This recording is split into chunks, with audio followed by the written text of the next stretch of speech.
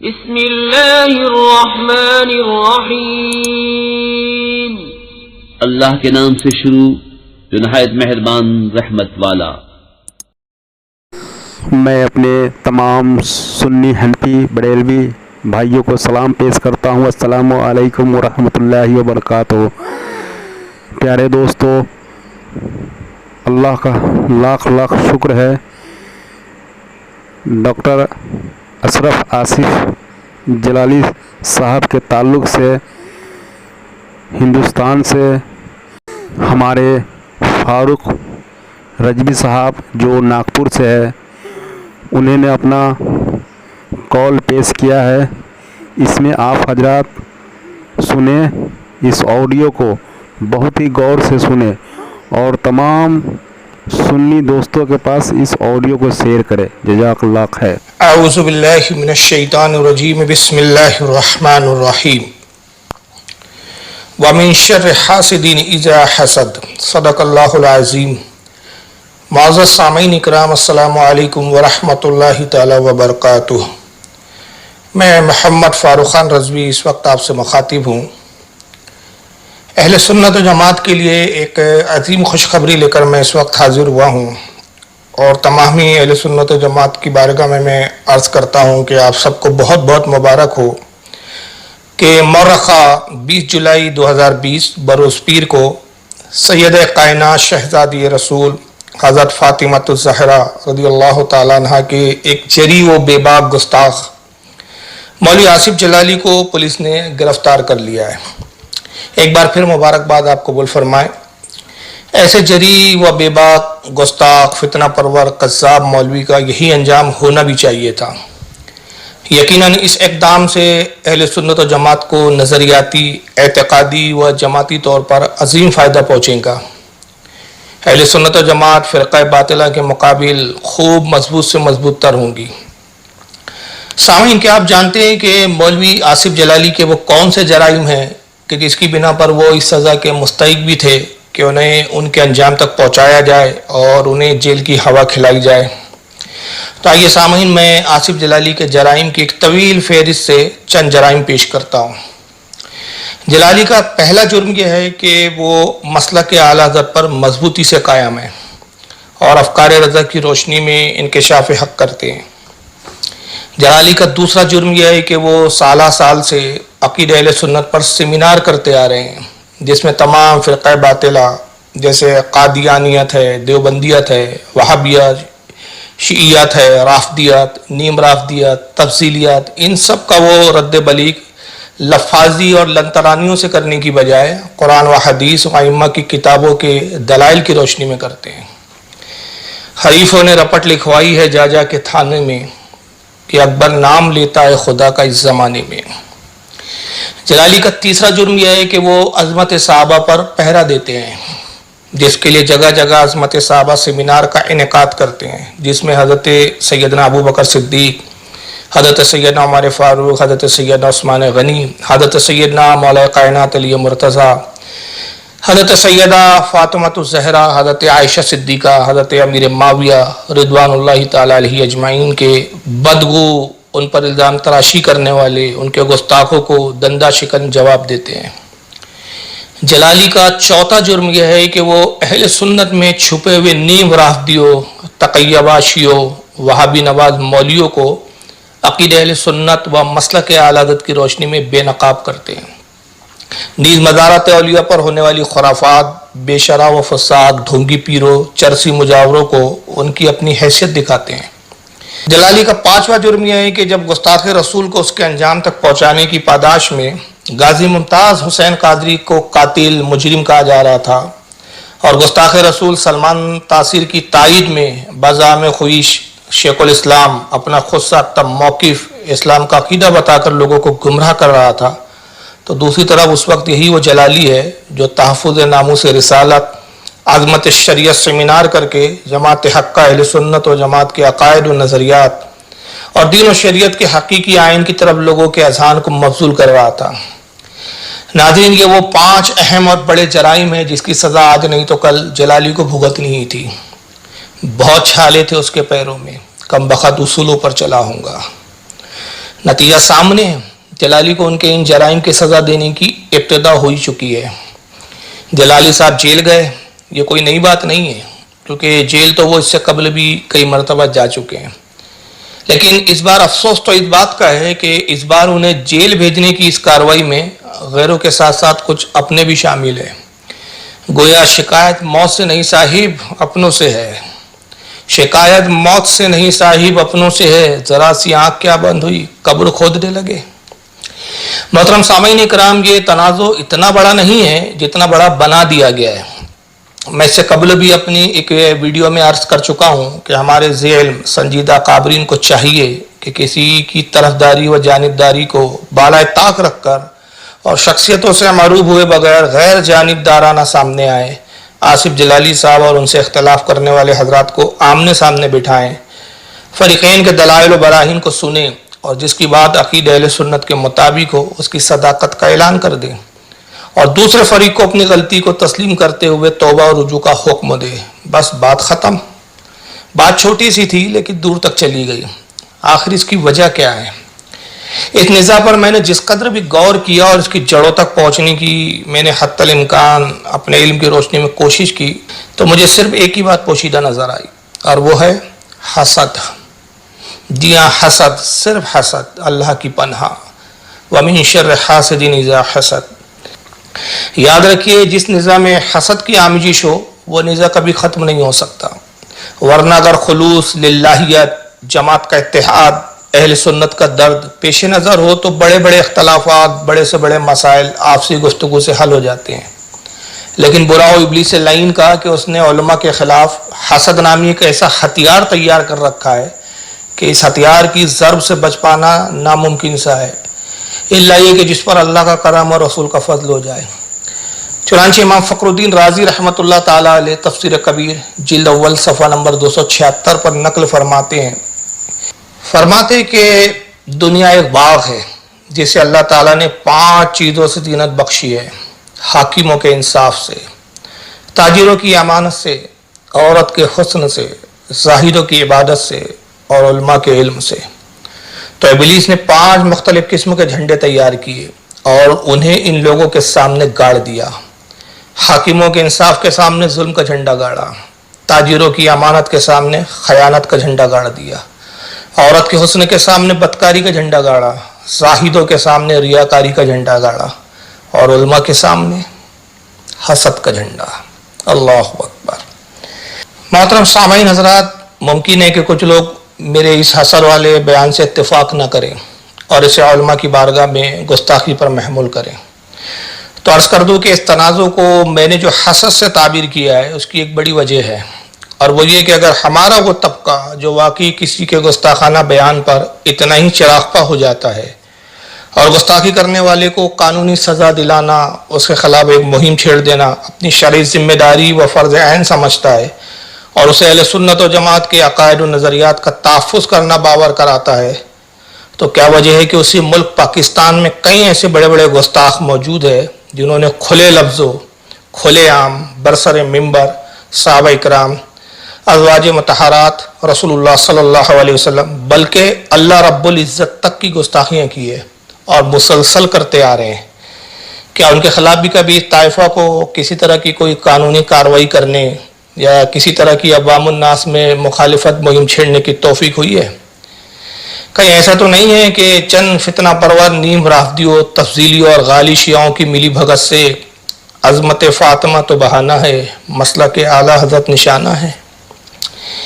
ये गुस्ताखियों पर चिरागपा होने वाले, गुस्ताखों को एक लम्हा बर्दाश्त न करने वाले, गुस्ताखों को उनके अंजाम तक पहुँचाने के लिए कोशा रहने वाले अगर वाकई अपने मकसद और अपनी नीयत में इतने ही मुखलिस है तो मेरी इन हज़रात से गुजारिश है कि बराए करम इन गुस्ताखों पर भी ज़रा नज़र गज़ब फरमाएँ और इनके ख़िलाफ़ भी FIR मुकदमात कायम करें ताकि आपका दीन और सुन्नियत के हवाले से मुखलिस व मुनसिफ होना सारी अवाम पर ज़ाहिर हो जाए।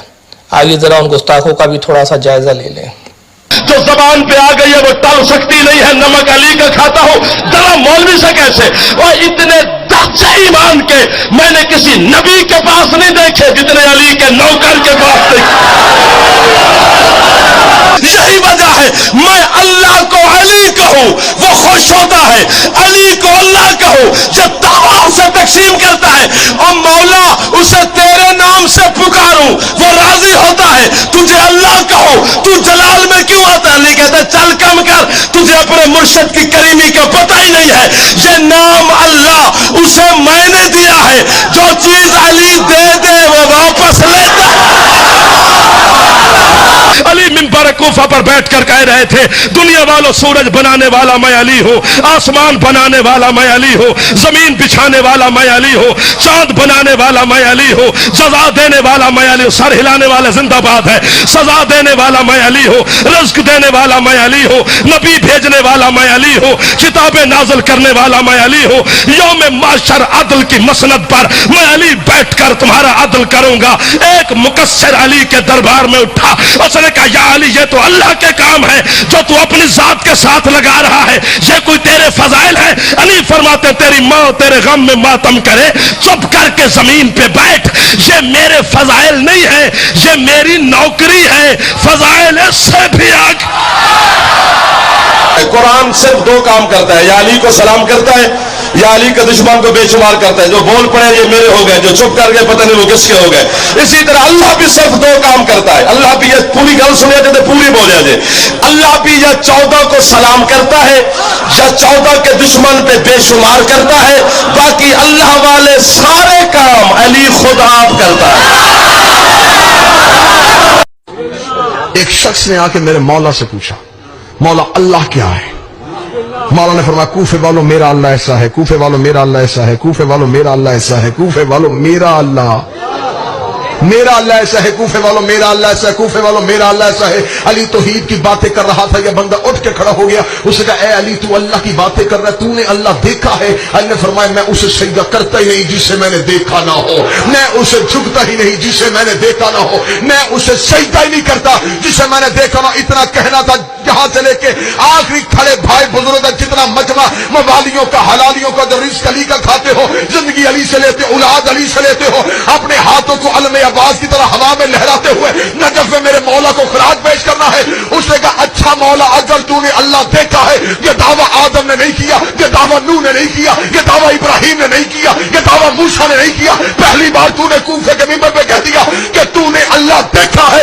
اگر تو نے اللہ دیکھا ہے پھر منبر پہ بیٹھ کے بتا وہ اللہ کیسا ہوتا ہے، اس اللہ کی آنکھیں کیسی ہے، اس اللہ کا چہرہ کیسا ہے، اس اللہ کے بال کیسے ہیں، وہ اللہ کیسا لگتا ہے؟ اللہ کا سر اٹھا ادھر دیکھ ایسا لگتا ہے۔ اور آج علی کا 10واں بیٹا تیرا 11واں امام اپنی پھوپھی جان کے سامنے پیشی کر رہا ہے۔ ہم جو محمد کے مسیح ہیں، ہمارا حمل ماؤں کے شکم میں نہیں ہوتا، ہم ماؤں کے پہلو کے ساتھ اللہ کی تسبیح پڑھتے رہتے ہیں۔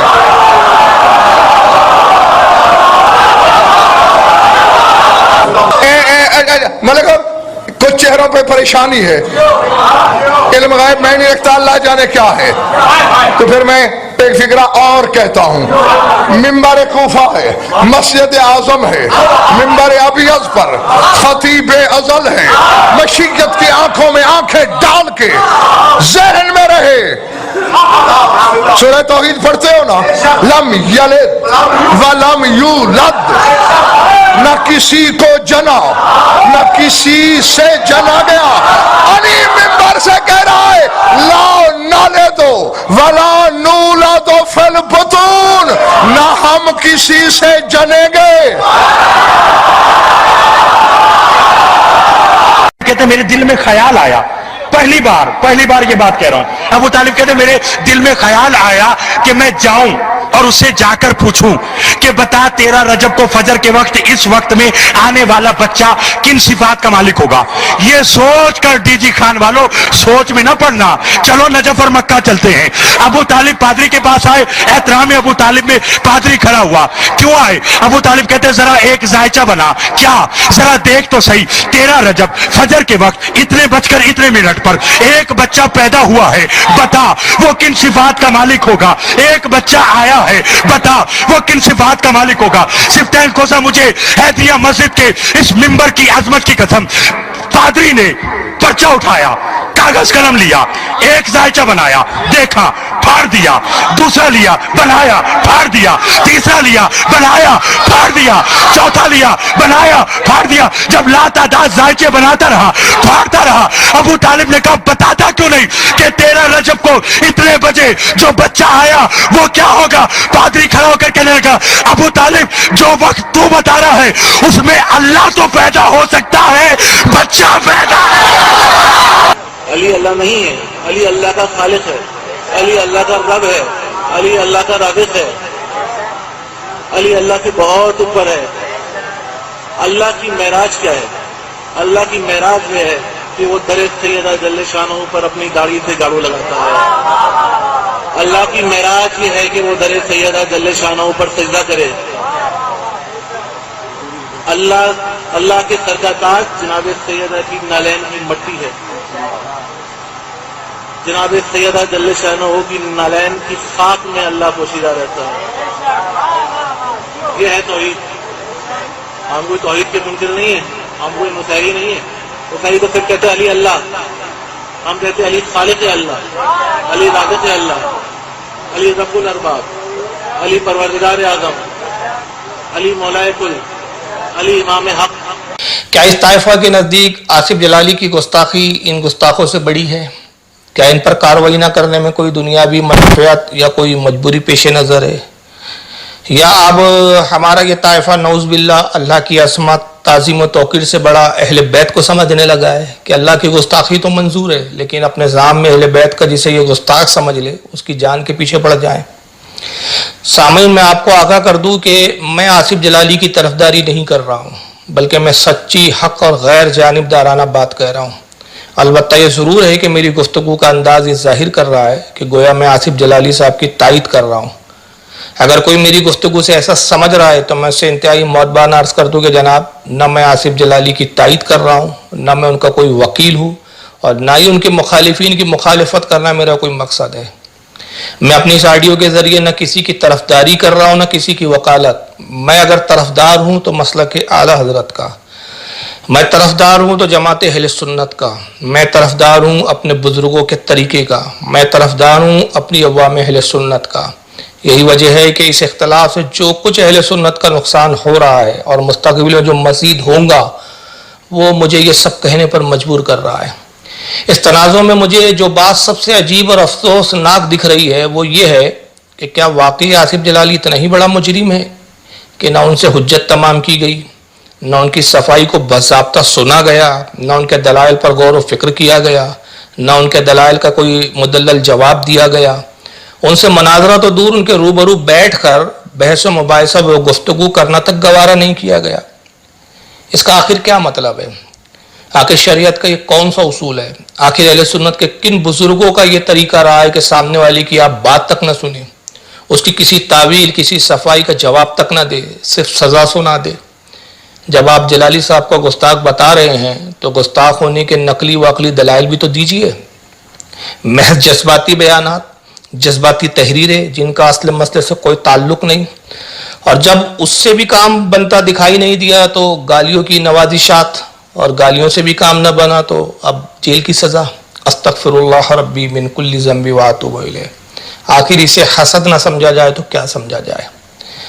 مخالفین آصف جلالی اگر واقعی اپنے آپ کو مسلک اعلیٰ حضرت کا ماننے والا سمجھتے ہیں تو بڑے ادب سے ان کی بارگاہ میں عرض کرتا ہوں کہ صاحبان, ذرا اعلیٰ حضرت کا یہ رسالہ تحمید ایمان صفحہ نمبر 131 ملاحظہ فرما لے اور دیکھیں گے امام اہل سنت مجدد دین و ملت الشاہ امام احمد رضا محدث بریلوی علیہ رحمت و رضوان کیا فرماتے ہیں. فرماتے ہیں کہ لزوم و التزام میں فرق ہے. اقوال کا کلمہ کفر ہونا اور بات ہے اور قائل کا کافر مان لینا اور بات. ہم احتیاط برتیں گے, سکوت کریں گے جب تک ضعیف سے ضعیف احتمال ملے گا, حکم کفر جاری کرتے ڈریں گے. نیز اسی رسالہ تحمید ایمان صفحہ 133 پر فرماتے ہیں, مسلمانوں یہ روشن ظاہر واضح قاہر عبارات تمہارے پیش نظر ہے جنہیں چھپے ہوئے 10 اور بعض کو 17 اور تصنیف کو 19 سال ہوئے, اور ان دشنامیوں کی تکفیر تو اب 6 سال یعنی 1320 سے ہوئی ہے۔ ان عبارات کو بغور نظر فرماؤ اور اللہ اور رسول کے خوف کو سامنے رکھ کر انصاف کرو۔ یہ عبارتیں فقط ان مفتریوں کا افتراء ہی رد نہیں کرتی بلکہ صراحتاً صاف صاف شہادت دے رہی ہیں کہ ایسی عظیم احتیاط والے نے ہرگز ان دشنامیوں کو کافر نہ کہا جب تک یقینی، قطعی، واضح، روشن، جلی طور پر ان کا سری کفر آفتاب سے زیادہ ظاہر نہ ہو لیا، جس میں اصلاً ہرگز گنجائش کوئی تعویل نہ نکل سکی۔ آخر یہ بندے خدا وہی تو ہے جو ان کے اکابر پر 70 وجہ سے لزوم کفر کا ثبوت دے کر یہی کہتا ہے کہ ہمیں ہمارے نبی صلی اللہ علیہ وسلم نے اہل لا الہ الا اللہ کی تکفیر سے منع فرمایا ہے جب تک کہ وجہ کفر آفتاب سے زیادہ روشن نہ ہو جائے اور حکم اسلام کے لیے اصلاً کوئی ضعیف سا ضعیف محمل باقی نہ رہے۔ سبحان اللہ، حکم تکفیر و حکم گستاخی عائد کرنے میں کیا احتیاط ہے میرے امام کی۔ میں حقیر سگے کوچے رسول پاک و خاک پائے اہل بیت اطہار یہ جاننا چاہتا ہوں کہ آصف جلالی کی گستاخی کیا ان خفصائے دیابنا سے زیادہ ہے کہ جنہیں امام اہل سنت نے ان کی گستاخانہ عبارتوں کی ہر ممکن صفائی، تعویل و توجیہ کا 13 سال تک موقع دیا اور فتوی تکفیر لگانے میں ہر ممکن احتیاط اور شریعت کے قواعد کا اس قدر لحاظ رکھا؟ کیا واقعی آصف جلالی اتنا بڑا گستاخ ہے کہ جسے اتنا بھی موقع دینا ضروری نہ سمجھا گیا کہ ان کے مطالبے کے مطابق ان کے روبرو بیٹھ کر ان کی صفائی، تعویل و توجیہ کو سن لیا جائے اور انہیں لعن طعن و گالیوں سے نوازنے کی بجائے دلائل سے غلط ثابت کیا جائے؟ چونکہ اب یہ مسئلہ کتابوں سے جلسہ گاہوں تک، جلسہ گاہوں سے سڑکوں تک اور سڑکوں سے کچہری تک آ چکا ہے اور اس وقت بعض علماء و خواص اور خصوصاً عوام اہل سنت اس مسئلے میں نہایت تشویش، کشمکش و بے چینی میں مبتلا ہے کہ آیا اہل بیت اطہار کو معصوم مانا جائے یا محفوظ؟ اہل بیت اطہار سے خطا ممکن ہے یا ناممکن؟ نیز اگر خطا ممکن ہے تو خطا سے مراد خطا مطلق ہے یا خطا اجتہادی؟ یہ وہ باتیں جس میں عوام آپسی انتشار کا شکار ہو چکی ہے۔ اس لیے یہ حقیر خود عوام اہل سنت میں سے ایک فرد ہونے کی حیثیت سے عوام اہل سنت کی طرف سے غیر جانبدارانہ طور پر اکابرین علماء اہل سنت اور خصوصاً ہمارے وہ علماء حضرات جنہیں مولانا آصف جلالی صاحب کے موقف سے سخت اختلاف ہے، مثلاً حضرت علامہ سید عرفان شاہ مشہدی صاحب، حضرت علامہ سعید اسد صاحب، حضرت علامہ حنیف قریشی صاحب، حضرت علامہ سید شاہ مظفر حسین صاحب وغیرہ، ان علماء اکرام سے چند معروضات بشکل سوالات عرض کر رہا ہوں۔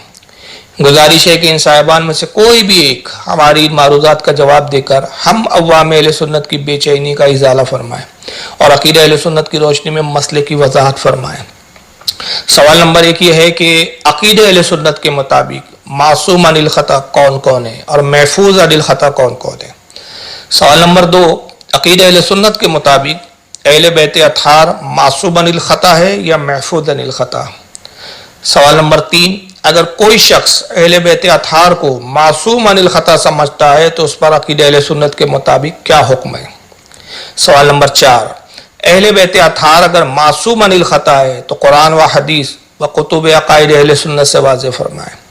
سوال نمبر 5 اہل تشیع جس معنی و مفہوم میں اہل بیت اطہار کو معصوم مانتے ہیں اور ہم اہل سنت و جماعت جس معنی و مفہوم میں انبیاء کرام کو معصوم مانتے ہیں ان میں کیا فرق ہے؟ سوال نمبر 6 خطائے اجتہادی کیا اہل بیت سے ممکن ہے یا نہیں؟